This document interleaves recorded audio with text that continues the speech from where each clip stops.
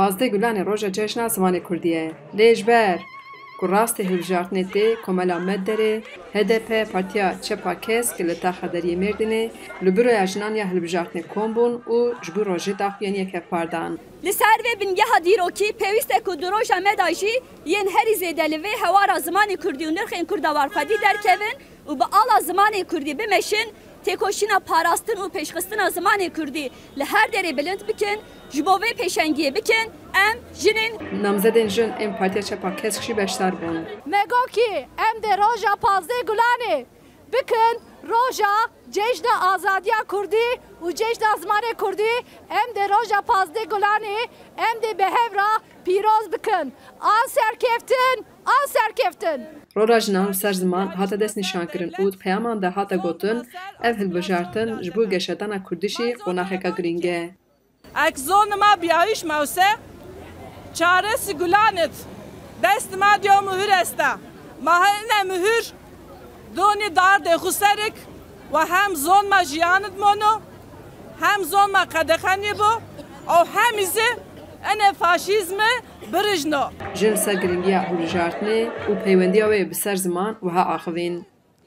Vê hilbijartinê bi rastî jî wekî her karî, wekî her sazî, her dezgeh, wekî siyaseta me pir girîng e, wekî hebûn û tunebûna me wê îfade bike, heman demî de hebûn û tunebûna zimanê me jî îfade dike.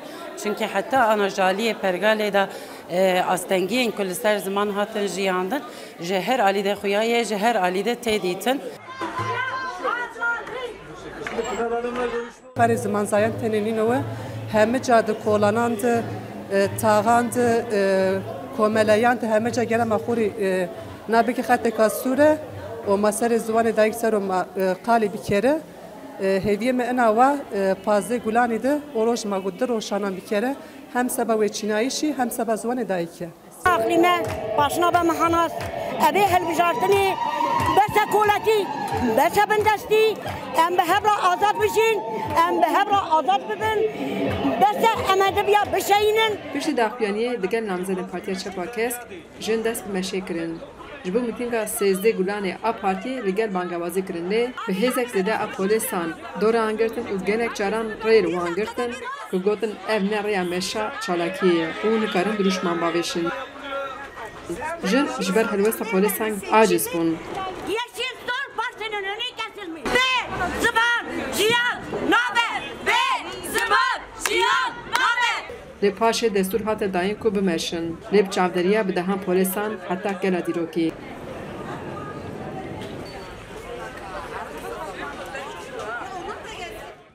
Jin broşîrên xwe li gel belav kirin.